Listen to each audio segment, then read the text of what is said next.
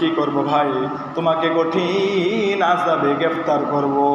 আপনি মনে করতে পারেন আমাকে আল্লাহ তাআলা এত ঘর বাড়ি দিছে, এত টাকা পয়সা দিছে, আল্লাহ তাআলা আমাকে এমন কি জিনিস দেয় নাই, অনেক কিছু দিছে, কিন্তু আল্লাহ কিভাবে নিবে এটা আপনি লক্ষ্য করে দেখুন। গত 2-1 দিন আগে বঙ্গবাজারের লক্ষ লক্ষ কোটি কোটি টাকার ব্যবসা, এমনও ব্যক্তি আছে যে অনেক যে গতকাল রাতেও ছিল কোটি কোটি টাকার মালিক, কিন্তু সকাল 6:30টার পরেই হয়ে গেল বিকাল ফকির হয়ে গেল, রাস্তায় বসার মতো উপক্রম হয়ে গেল। এই জন্য আল্লাহ বলেন, আমি বান্দা তোমাকে দিয়াও পরীক্ষা করি, আবার নিয়াও পরীক্ষা করি। মুহতারাম হাজিরিন, রব্বুল আলামিন কোটি কোটি টাকার সম্পদগুলা 1 মিনিটের মধ্যেই শেষ করে দিয়েছেন। এই জন্য তো কবি বলেন, সকাল বেলার ধনীর তুই ফকির সন্ধ্যাবেলা, ফকির সন্ধ্যাবেলা।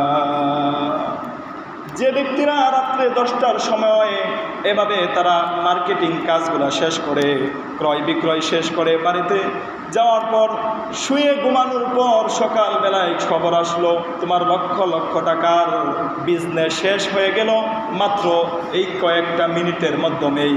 এর দ্বারা বোঝা যায় আল্লাহ রব্বুল আলামিন চাইলে তোমার সম্পদের পাহাড় থাকলেও, তোমার লক্ষ লক্ষ টাকা থাকলেও, তোমার জমি জমার অভাব না থাকলেও আল্লাহ রব্বুল আলামিন তোমাকে 1 মিনিটের মধ্যে রাস্তার ফকির বানাতে পারে কিনা পারে না?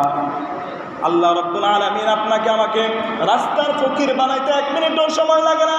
আল্লাহ রব্বুল আলামিন আপনাকে আমাকে রাস্তা থেকে এভাবে ধনী বানাতেও 1 মিনিট সময় লাগে না।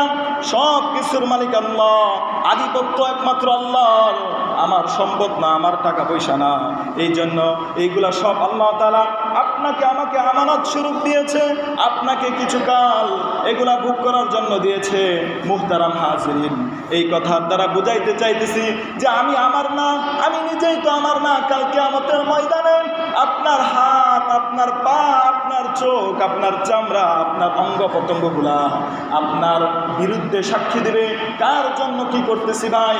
নিজের শরীরের জন্য দামি দামি পোশাক, ভালো পারফিউম, ভালো জুতা, ভালো ফ্যান, যা ভালো শার্ট, ভালো পাঞ্জাবি, কিন্তু কাল কিয়ামতের ময়দানে আপনার আর আমার বিপক্ষে আমাদের অঙ্গ প্রত্যঙ্গ সাক্ষী দিবে।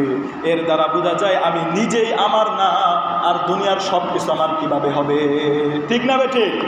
আমি নিজেই আমার না, কিন্তু আমরা বলতেছি এই যে দেখতেছো, এই যে এখান থেকে শুরু করে ওই বাজার, বুট বাজার বা এই চান্দাবার বাজার পর্যন্ত আমার।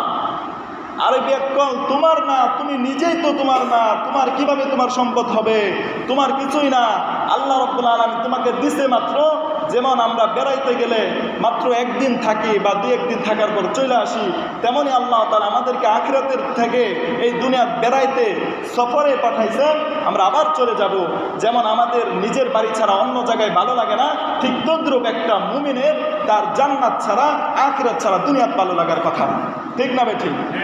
এই জন্য মুহতারাম হাজিরিন, এই দুনিয়া আপনার না, আমার না, এই দুনিয়ার কিছুই কারো না, স্ত্রী পুত্র সন্তান কেউ কারো না, সব দুশ্মন, সব কাল কিয়ামতের ময়দানে আপনি যদি সঠিক শিক্ষা না দিয়ে থাকেন আপনার বিরুদ্ধে মামলা দায়ের করবে। এই জন্য মুহতারাম হাজিরিন, নিজেকে কন্ট্রোল করুন, নিজের বুঝ বুঝেন। আজকে আমরা মত্ত আছি দুনিয়া নিয়ে, আজকে আমরা মত্ত আছি স্ত্রী পুত্র সন্তান নিয়ে, আজকে আমরা দুনিয়ার সমস্ত লোভ লালসা, হিংসা, বিদ্বেষ, মারামারি, কাটাকাটি, হানাহানি, খারাপ কাজে লিপ্ত।